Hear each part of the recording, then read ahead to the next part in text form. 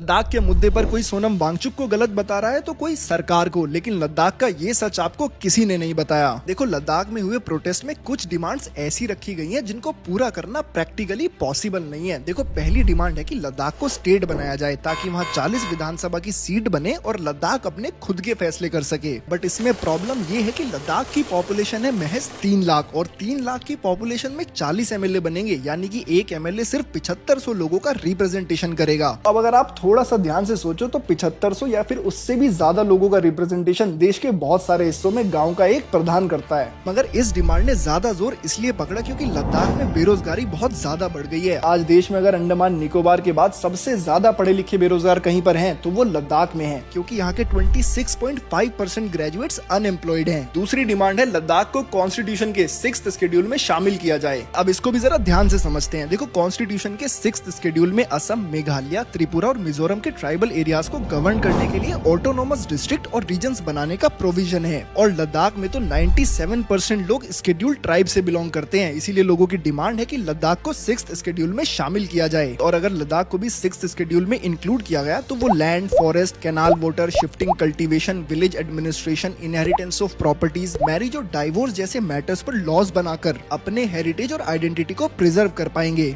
और इसलिए मेरे हिसाब से भी ये वाली डिमांड तो बिल्कुल जायज है, मगर इस पर सरकार का कहना है कि भाई नेशनल सिक्योरिटी की वजह से ये डिमांड्स पूरी नहीं की जा सकती। दरअसल देखो, ये बात सब लोग जानते हैं कि चाइना और पाकिस्तान के साथ लद्दाख बॉर्डर शेयर करता है और यहाँ पर सियाचिन, गलवान और डोकलाम जैसे सेंसिटिव इलाके हैं। और अगर लद्दाख को स्टेट बना दिया जाए तो स्टेट गवर्नमेंट को ज्यादा कंट्रोल मिलेगा, लेकिन सेंटर को लगता है कि डिफेंस और फॉरेन पॉलिसी से रिलेटेड मैटर्स में डायरेक्ट सेंटर का ही कंट्रोल होना जरूरी है। अब दोस्तों, ये था अभी तक का करंट सिनेरियो और आपके अकॉर्डिंग इसका क्या सॉल्यूशन है मुझे कमेंट सेक्शन में जरूर बताइए। और ऐसी इन्फॉर्मेटिव वीडियोस के लिए